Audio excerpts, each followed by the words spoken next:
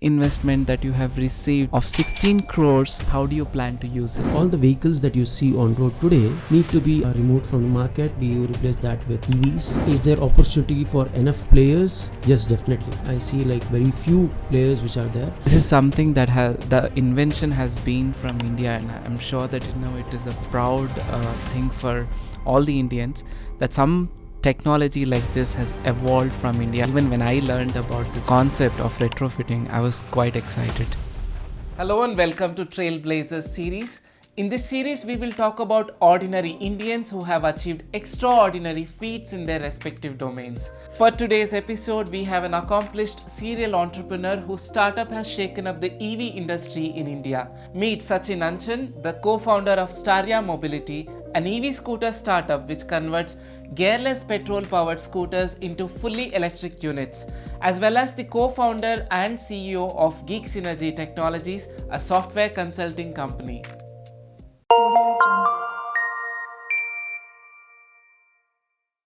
Hello Sachin, thank you so much for taking out time to talk to us. Yeah, thank you Aditya. Thank you for having me on this show.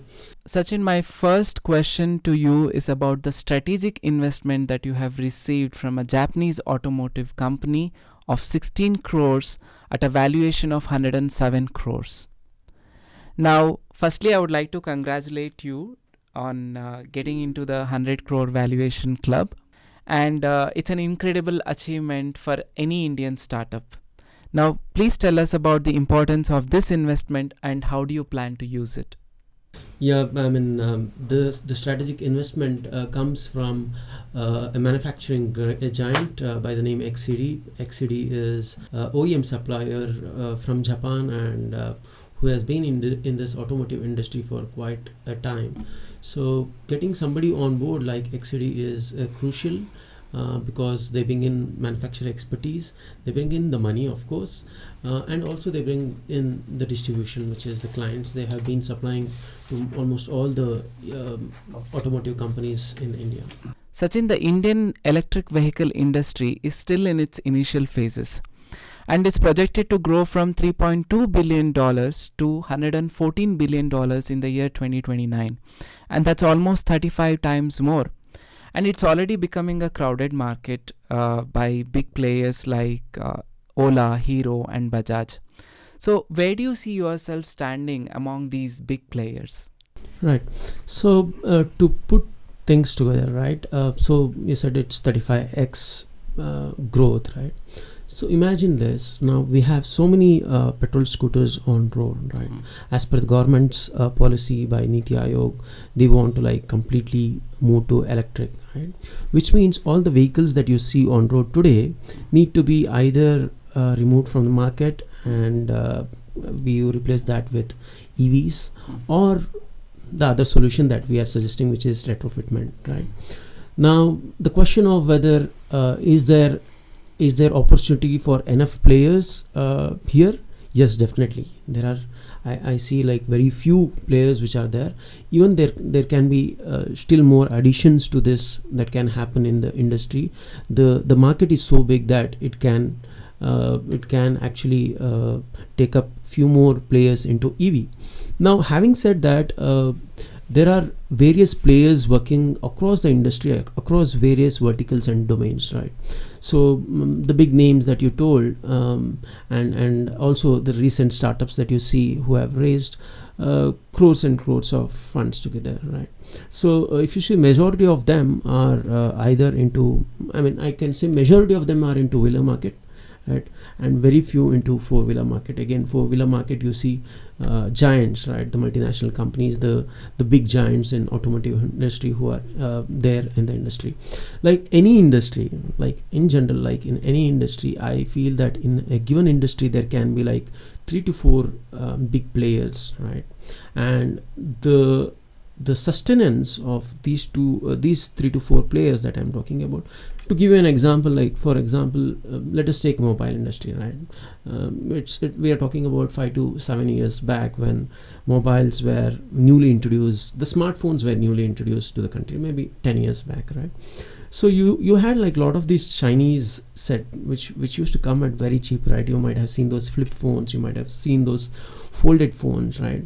And all these were like very cheap rate devices. You could get somewhere around 3,000 rupees. You could get these flip phones, these foldable phones, all those things. But eventually the regulations came into place. Eventually there are standards which came into place, and majority of those companies slowly left the Indian market, right? And now you see 4 big guys, right, into Apple's, which is like into mobile devices, which is like Apple. You have Samsung, you have Xiaomi, and the other brand Vivo, right? So you see in any industry, I'm talking, this is one example where I'm talking about the mobiles, the smartphone industry, but you take any industry, there can be like few good players, right? Now your question of whether we are going to be one among them, or where is the place for Staria, right? So the core thing, when you see across industry, the guys who have sustained their business in industries are those people who are working on the core technologies or the core product, right? The product and the innovation that we are talking about. So instead of doing it the conventional way in EV, which is kind of import motor controller, which I usually keep giving you analogy, saying that the difference between a petrol vehicle and an electric vehicle is in the engine of the vehicle, right? I mean, the rest of the things, the wheels, the body, the chassis, the paint, everything, both are there in both the vehicles. The main USP, the main differentiator between an EV and a petrol vehicle is the powertrain which is there in an EV. Okay. Which is like the engine for a petrol vehicle, for an EV vehicle, right? So when we started way back in 2017-18, the idea was to build the heart of the EV and not the rest of the part, because the rest of the part is 100-year-old technology. I mean, it's more to do with design, the aesthetics. I know, I mean, there is some level of innovation that can be done, but the core innovation needs to be there on the core technology, which is the powertrain of the EV. So way back in 2017-18, what we saw at that point of time was that there were not many, or there were very few, or there were no companies at that point of time who were actually building the core technology in-house indigenously in India, right? I mean, you talk about funds like these startups or these giants had crores of funding at that point of time, right? So, but still they were importing the core of the EV. So at that point of time, we decided that let us get into building the core of EV, which is the powertrain of the EV, which we call the engine for an EV, right? That's the right analogy to talk about. So that is where we decided to get into building the core of the EV. Now, even today, right, it's almost 5 years down the line that we are talking, still the bigger giants are still importing the core technology of EV, right? So, but it took us a lot of time to build the core technology for EV, and we have successfully indigenously built our own PMSM motor and controller for EV, and also the software which are required for that, and we got all the approvals from the government, right? And with this technology in hand, we have the core domain expertise which an EV company need to have. Now with the additional technology, which is kind of a booster for us, which is being brought in by XCD, this makes the value proposition for the Indian EV consumers even more powerful. So this is the value proposition with which we are going to the market, and again, as I told, we are getting into a niche where we feel we kind of stand with the vision of our company, which is to bring down the cost of the cutting edge technology to make it more affordable for the Indian consumers. Yeah. Sachin, let's go back to the basics. Please tell us, how did this whole journey began? How Staria came into being? Yeah, I mean, to answer this question, it's a very long journey, right? We might need to connect multiple dots here when we are talking about how did Staria come into existence. So, like it goes back to our initial days when I started my entrepreneur journey with my co-founders Gaurav and Mallikarjun. We started our first venture, Geek Synergy Technologies Private Limited, which is into software consulting. So how did it start, and how did Geek Synergy then evolve into producing another product, or we can say how did it split into generating Staria, right? It's a very interesting question. So it starts way back to our engineering days, where we are all three of us, Gaurav, Mallikarjun and myself, we are classmates in our engineering. We did electronics and communication engineering together from Government Engineering College, Hassan, where during like any engineer, we always wanted to build something, right? Although it was mainly visionless building, right? You watch YouTube videos, and that was the time of Three Idiots movie launched, and which had hyped up kind of what engineers should do and should not do, right? And all three of us are more like practical people who like to do more practical things than theory. So like any engineering student, we did couple of projects in engineering. Like we tried to build drones, which is very common with all engineering students, and then we tried to build RC planes, and we partially succeeded and we mostly failed in all those projects. And then we built a water level indicator, which was a product by one of my partners, which is Mallikarjun, who wanted to build water level indicator and make it a commercial product to save water. He is more social conscious person. So this is how it had been, right? We did a couple of projects in engineering also. I mean, if you see majority of at that point of time, even it's true for today, the final project which is given for engineers to be done and be submitted to the college, usually people go and shop those products, right? Because it's too much of risk for. But the fun is in that part where you want to build something, right? So that's a very good decision that I feel we made at that point of time, saying that let us do it on ourselves, right? Even if we fail in that. So we try to build our own product, and we successfully did our own project at that point of time. And what happened is a couple of professors who were working, who were our professors in the college, saw our talent. And when we went to do our masters, which Gaurav and myself, we went to do our masters. I did my MTech from the Anand Sagar College of Engineering. At that point of time, in my final semester, one of my engineering professor referred us to a software textile project, which had both part, which had one part of software, the another part was electronic controller unit that we had to build. So Gaurav was doing embedded system and VLSI from MS Ramaya College of Engineering. So we both of us, we took this project, and he started designing the PCBs and the embedded softwares and the embedded systems, and then I started building the software for that.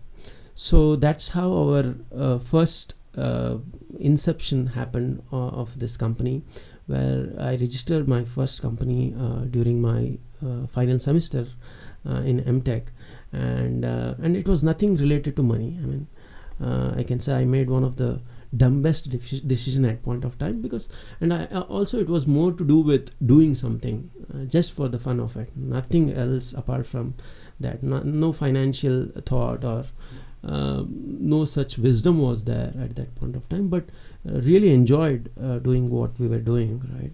So eventually Gaurav and myself, we delivered that project. It took us some 3 to 4 months to build project. which for this textile software and punching machine software, basically it's called. So, and the embedded controller which was required. And once we delivered that, we had a couple of more clients which came through referrals. So we continued doing software consultancy. So this we started in 2015. So this went on till 2017-18, right? And in 2018, I mean, at that we used to attend a lot of startup events. So one of the events which came in was by MediaTek, a very well-known chip manufacturing company. So they said we would like to take Indian startups as part of Digital India program to Taiwan and take you to some of the chip manufacturing companies and hardware companies there, and give you a walkthrough of what the technologies are being built. So the only catch was you need to just pay your flight tickets. The rest of that, whatever your stay there for about a month, is taken care by MediaTek. So my partner Gaurav, who was quite interested in electronics, so he went to that program, right? And that is where the realization happened that in 2017 itself, Taiwan had moved 100% electric in two-wheeler segment. So he was kind of shocked to see that everybody is using electric vehicle. So he was there for about a month, and when Gaurav came back to India, so he said there is amazing transition that has happened in Taiwan. Everybody is using electric vehicles for their day-to-day commute. Nobody no more uses petrol scooters there. So it's completely pollution free, in at least in the urban cities, and they have built amazing tech for batteries and everything. So that's where once he came back, the inception of idea of Staria came in, right? And Gaurav is one of the geniuses that I have seen. I met him during my 11th and 12th. He was kind of a child prodigy at that point of time. I think Gaurav is kind of one or two or very few people in India who have been able to indigenously build a motor controller for EVs, right? So he then, from 2017-18 till this day 2023, right? So he spent 5 years just designing the controller for the motor. Before going there, so once he came back with this idea, then he pitched this idea saying that there is a boom of EV in Taiwan, and Taiwan being 5 years ahead of us, so eventually India is going to move to EV. So when he came back and pitched this idea, we were too excited, and we knew our core skills, which was electronics and softwares. So, but we never had any expertise or experience with manufacturing. So we had another intelligent person, Mr. Ravi Kumar, who was manufacturing motor. He was running his own company, and he used to manufacture switchgear motors, and he had about 17 years of experience. So he had in past worked with companies like Kirloskar on pumps.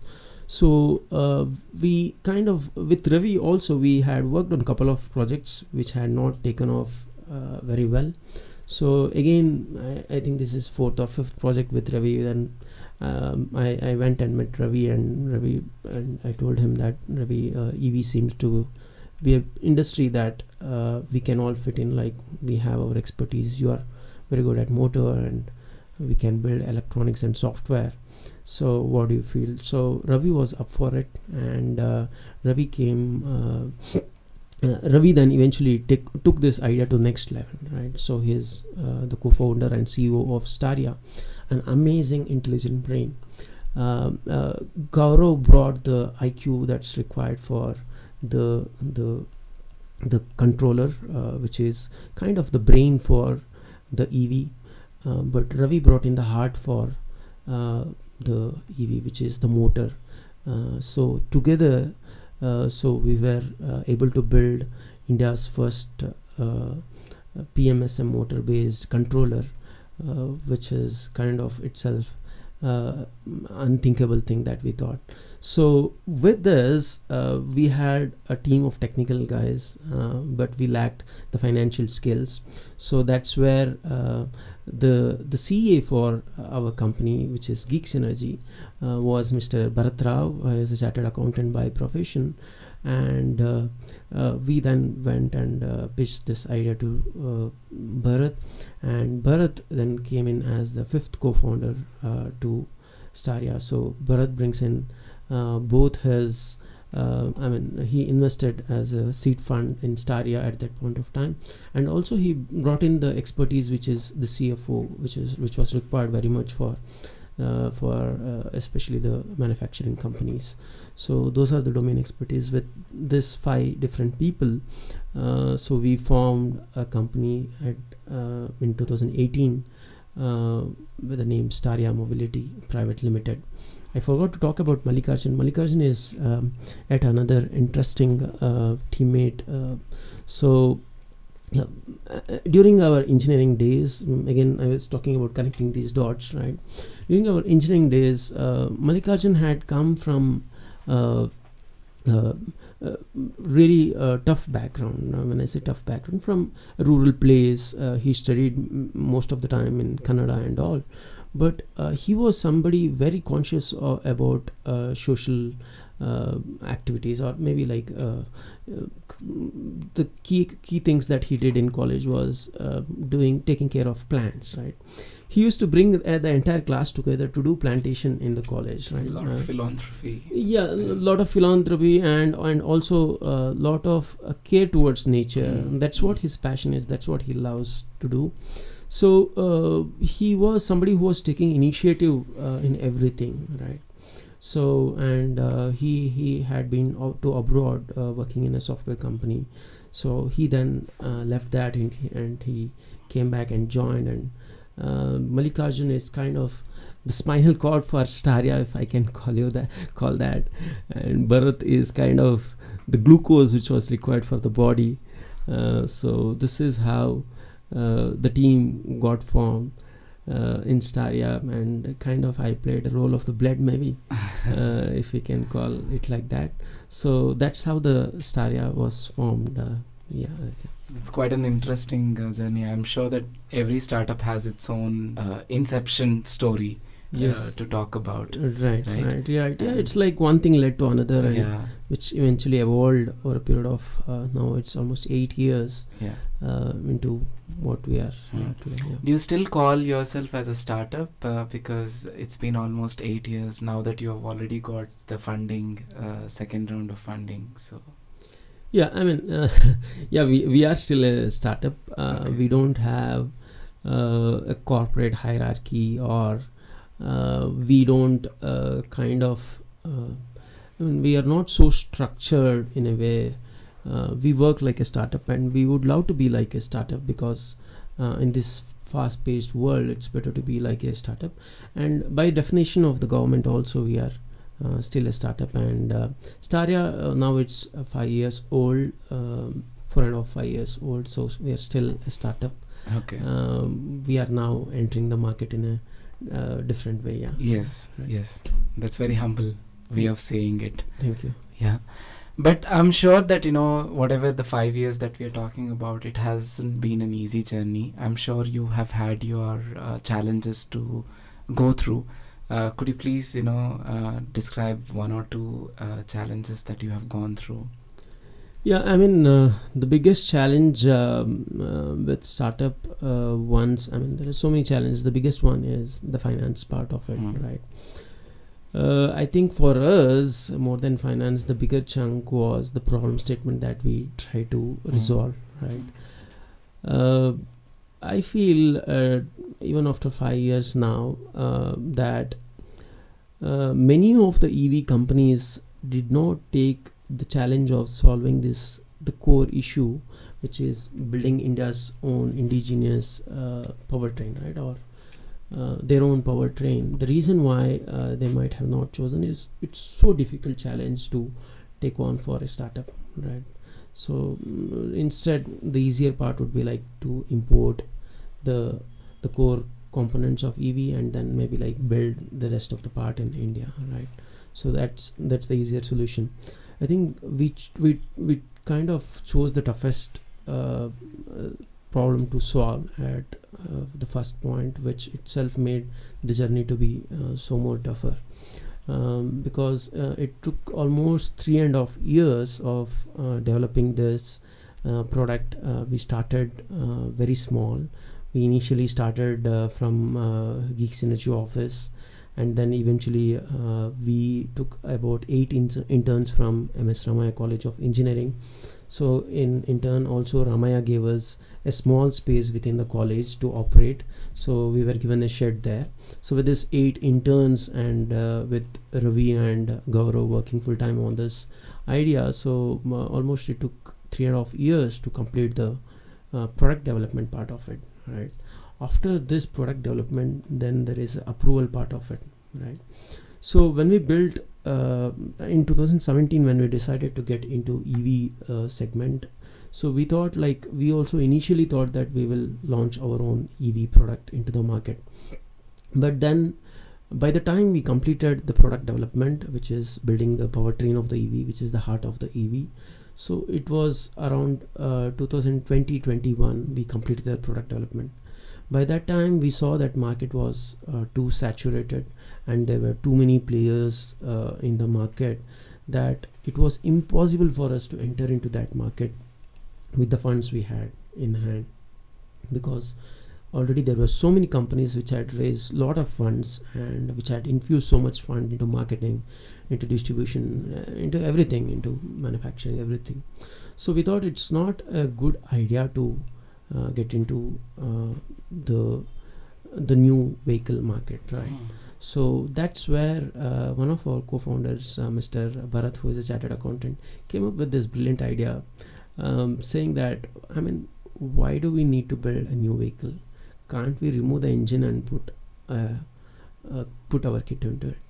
I mean, when he said that first time, all of us were like not so happy about the idea that he pitched, because we were kind of in cloud 9 thinking that we need to be that kind of brand, right? So eventually we understood that's the right niche, right? The main reason is EV is quite expensive, although government has been so supportive for EV companies and EV startups with giving 15,000 subsidy on per kilowatt of your battery, which itself is like, if you see the premium vehicles, you get almost 65,000 on a 1.5 lakh rupees vehicle that you are buying, 65,000 of subsidy that you are getting, right?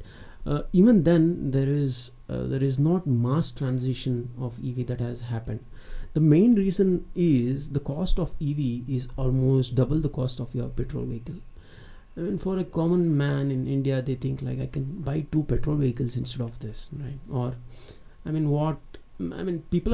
people are very conscious about earth and nature and the pollution that the petrol vehicles, but the bigger challenge for people is the cost, the initial cost which is needed, right?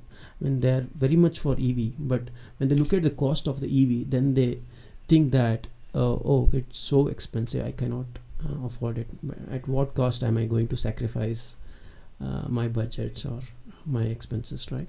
So that is why you see there is no mass transition into EVs yet, right? What we are talking today is hardly 1% to 1.5% transition into EV in two-wheelers, right? Which makes almost more than 95% market is open still.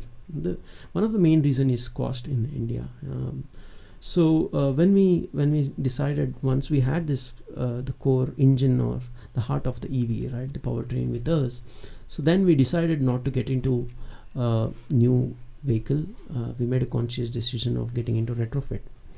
The beauty about this product is that you can convert all the majority two-wheelers which are there on market, which is around 5 to 6 crore vehicle gearless two-wheeler vehicles which are there in India on road. So it's a huge market, right? So if you don't do retrofit, then what's the other option, right? So you need to go and build a new vehicle, right? Give a replacement of a new vehicle, which is lot more pollution. So that's the reason we call ourselves, we are like lot cleaner, right? Lot greener, right? We are more greener than the average EVs that you see, or a new EV, because we are kind of giving rebirth to your old vehicle that you have used for 8 to 10 years. Right now, with this retrofitment, we remove your engine and we put our retrofit kit into the vehicle, and your petrol vehicle becomes an electric vehicle. So this is a niche which none of these giant players that we spoke about have not yet entered, and we have kind of optimized and made our system more efficient for this particular segment. So we have kind of mastered the product for this particular industry, and I'm hopeful that we can with any kind of competition that comes into the market once we enter, so we can kind of be comfortable with what we have built. Sachin, thank you for the amazing insights that you have given, and I'm truly impressed. As they say, vocal for local. Is that correct? So this is something that the invention has been from India, and I'm sure that it is a proud thing for all the Indians that some technology like this has evolved from India, and that too from Bangalore. Trust me, this is an amazing feeling. Even when I learned about this particular concept of retrofitting, I was quite excited. Thank you, Aditya. That's the vision of our company to make cutting edge technology affordable for Indians. Yeah. Another thing that I would like to now talk to you about is Geek Synergy, which is your first company, is a bootstrap startup, right? Whereas Staria Mobility is a funded company. Now, both are your companies, but you adopted two different type of approaches. Why is that so? Yeah, I think if given an opportunity, if you ask any founder, right, they would always say that I would always prefer to be a bootstrap company, right? Given an option, right? And many people have done it, where people have enough money with them to build a product or a service that they don't need an external funding, because as soon as you have an external funding, then there is expectation for you to give a multiple X return to the customers, right? To the investors, not to the customers. So what happened was with Geek Synergy, so it is a services company, right? So services company, it's basically how we built Geek Synergy was we ourselves gave our time against the revenue that we wanted to generate, right? Initially, it was Gaurav, Mallikarjun and myself giving our time against the money that the clients are going to pay, right? So what happens is, this is a long shot, right? I mean, you have to sustain your business. Your clients and customers are basically funding your employees, yourself and your company and all your overheads, right? So that's a beautiful business model, and which can, if you can sustain it and scale it, it's amazing. But products like Staria, where we decided to build the core product, right, the core tech as a product company, and that too in manufacturing, where there is a lot of risk involved, right? And the gestation time for such products to come out, today it's almost 5 years of time, right? Wherein we haven't had any invoices as such, right?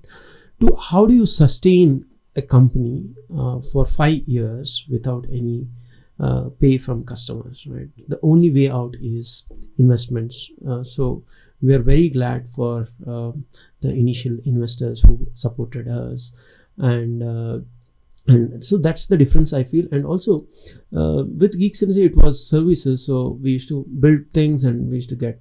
So with the challenge with all the product companies is same. It's very difficult to build a product, right? It takes years of effort to build a product, right? And you need somebody to invest into your product development stage, so that you can sustain that R&D time to build your product using the external financing or funding. Absolutely, yes.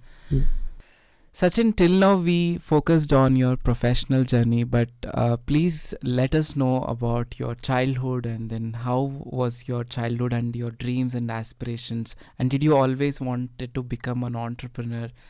Please tell us about something. No, not really. I'm somebody who is more like a practical person, right? If you see my schools, right, and my college, I always love to play. I used to love my PT classes, right? So one of my favorite teachers was also PT, because I feel that's one subject which has been very much useful for me even for today, right? Apart from math and science, which is like very much basic, and the language which I learned from school, but my favorite subject was games always. So it kind of put me into that trance state where I used to not think about anything else but to be focused completely, right? So I used to enjoy my moment in sports, and also the extracurricular activities, right? So that's what I used to love in schools, and when it comes to my engineering, again, like all the engineers, I was very passionate about doing something, building something, right?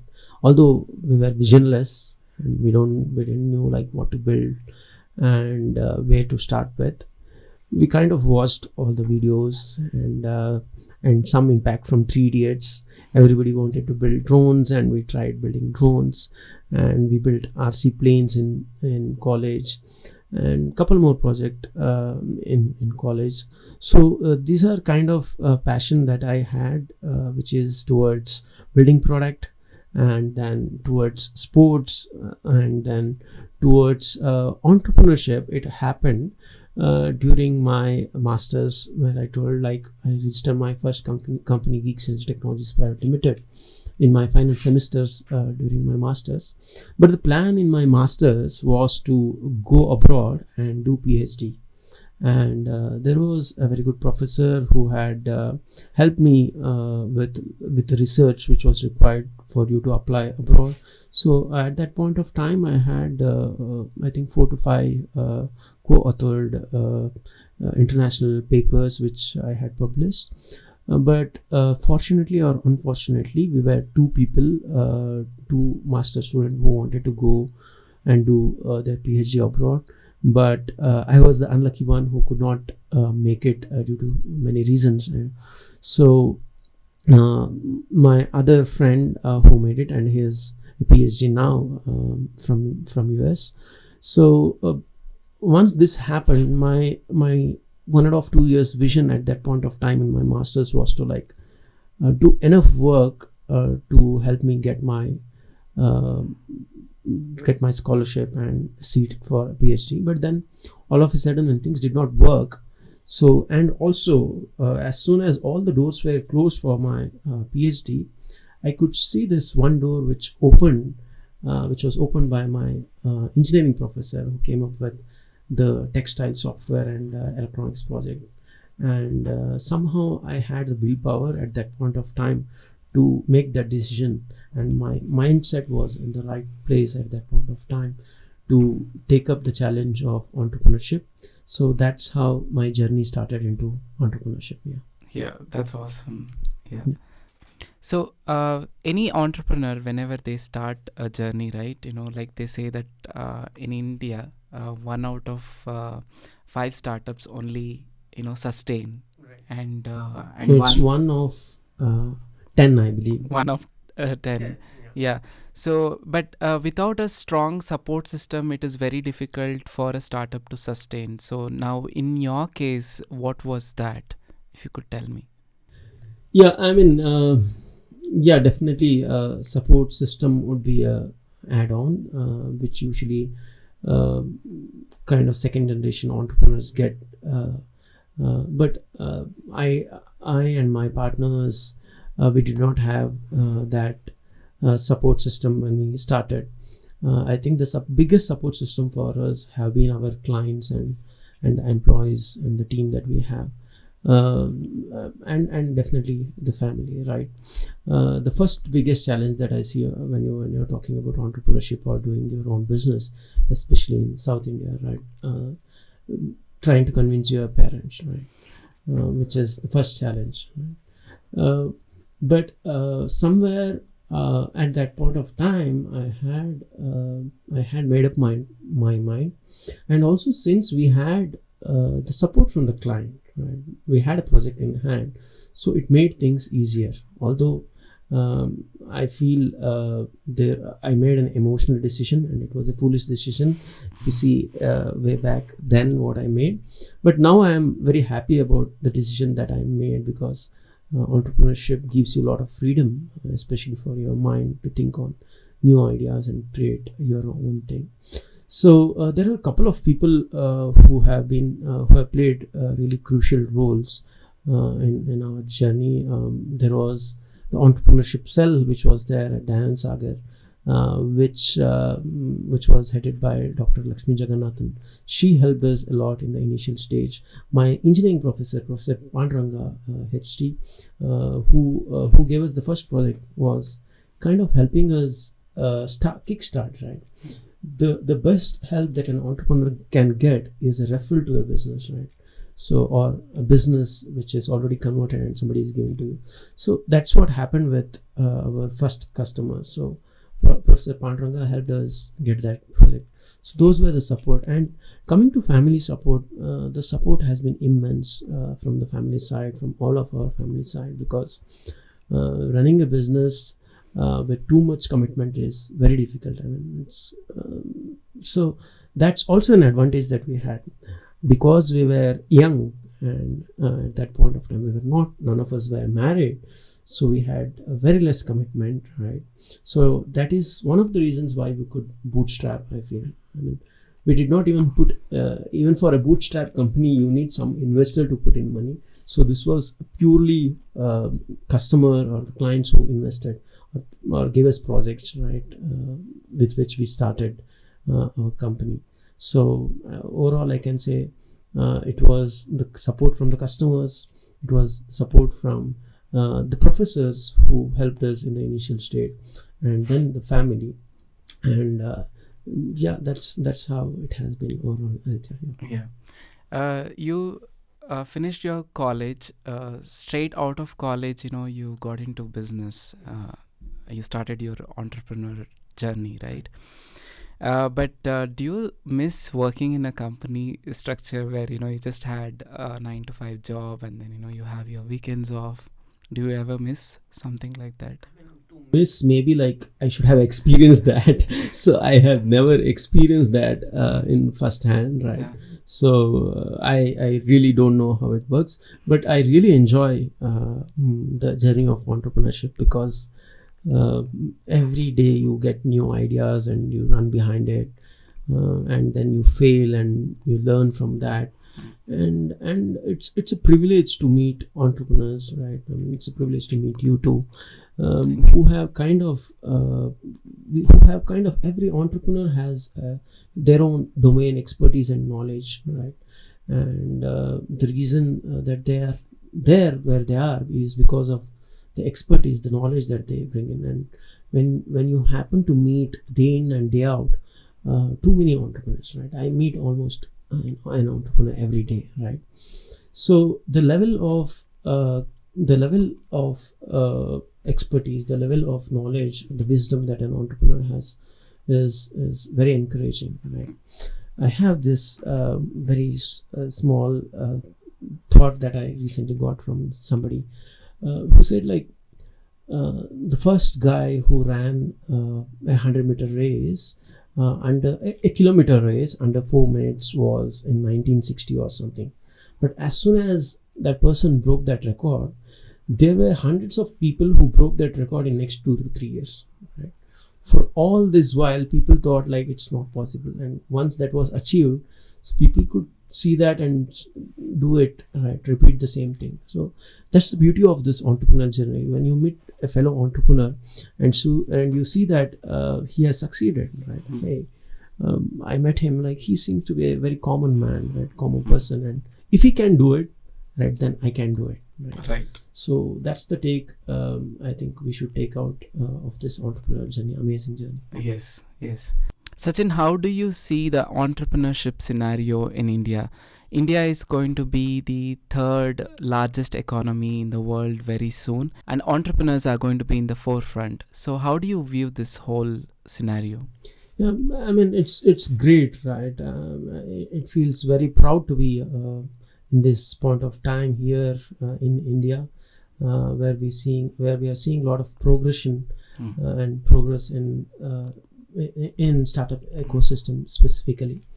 What has happened, if you can go back in time and see what has happened with India, was that in the last generation, people were working for basic needs, right? If you see, 1 in 1,000 houses had a car. Maybe before that, 1 in 1,000 house had a smartphone or a phone, basic phone or a TV, right? Now these things, the utilities have kind of taken care now with the current generation. So it's the current generation is looking at the luxury, right? I mean, how do I? Every house has a car today. Every house has a mobile phone, at least majority of the houses, right? So these are kind of the next generation requirements, the necessities of next generation. These are no more the luxury of India today. So when such is the demand, right, and also the market also, right? If you see in the last generation, people were working for their basic utilities, right, essentials which were required for living, right? My parents, your parents, and everybody worked for their basic essential needs. But the trend has changed now, right? We all have been gifted with essential needs. So now what we are looking for is luxury, right? The entire country is looking for. Majority of the family's basic needs are taken care, right? Thanks to all the people, all the previous ancestors and the generations who really put hard work into it to achieve this, right? Now going forward, when India is expecting luxury, so it's the Indian companies which can deliver the results that are required, the needs that are there in India. And also with the influx of so much fund into the market, people are ready to take risk, right? It's not like the previous generation where if you fail, then you are done for your life, right? You are bankrupt, right? You see many entrepreneurs commit suicide, right? In past few years, right? The reason is there is so much financial burden that individuals would take on their own.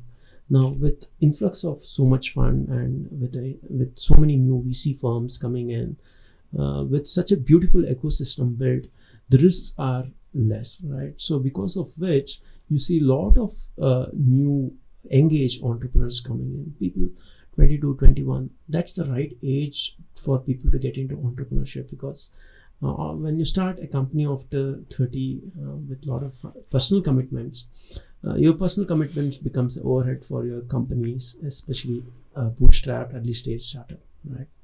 So these are some of the things which is towards a plus for India, and it's going to help India to become the top 3 economies in the world. Yeah. Absolutely, Sachin. So now let's circle back to the main topic about the EV industry and Staria mobility.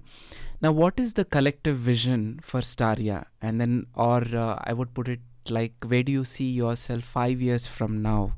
Right.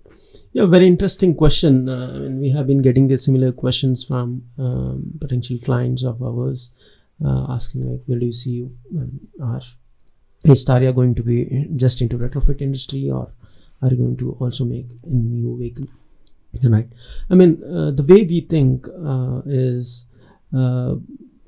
like how Bosch started, right? Bosch started with a very small product, which was your starter plug, right? Yeah. For the electric, I mean, for the The petrol spark plug. the spark plug for Yeah. your petrol scooters and petrol bikes, right? So eventually, from that core one single product, one single innovation, the company grew into different things. So the idea was to build a very powerful product, which we feel today we have with us, and which we want to introduce to the Indian market what happens with this product is we can now kind of see a mass transition happening into EV through the retrofit market. It basically reduces your cost. The EV cost would get almost one third the cost of the retrofit EV cost would get almost one third the cost of new EV vehicle, which would help the mass transition of users from petrol scooter to EV scooter, having all the other benefits of EV, which is like the environmental friendly, the pollution free, the cost, the economics seems to be very right for the Indian market. So we would be into working into retrofit market for a couple of years more before we can introduce any new vehicles. But we want to build a retrofit brand as of now for at least for next couple of years, and eventually then if the time is right, where we feel the market is right for the new vehicle, we are planning to maybe another 3 to 4 years down the line we might introduce. But at this point of time we don't feel the new EV market is mature enough or any mass transitioning happening in that market. So we would like to stick into retrofit market for now. Yeah, absolutely. And I'm sure that a lot of viewers will also get to know more about this particular product in itself, because it's never heard of. Right. This is purely a Desi technology, Right. made for Indians, made by Indians. I'm sure that a lot of other countries also will adopt as this becomes a popular brand. Yeah, definitely. I mean, this should happen. That should be the way.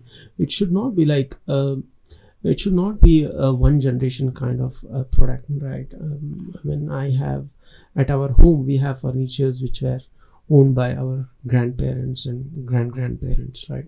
Your vehicle can also be same. The vehicle has a lot of emotions, like your parents use that vehicle, so you can use it more in a sustainable way by converting your petrol scooter to electric. Yeah, that's the way forward is. Before I let you go, Sachin, I will have this very simple question. What would your message be to a youngster who wants to start with an idea and become an entrepreneur? Yeah, I mean, so there is no single path for everybody to get into entrepreneurship, but I would like to say, like, you stick to your passion, right? I mean, then the question would be like, how do I figure out my passion, right? So the easiest thing is, passion is something that you like to do, right? Somebody likes to talk to people, right? So they feel good, right, when they talk to people. So that itself can be a passion, right? I mean, you can run a podcast, right? Whatever the skill set that you have, you don't always have to build $1 billion company, right? Not everybody is a stage job. I mean, if you have that skill set, it's good when you can be, right? But then as an entrepreneur, right, it's all about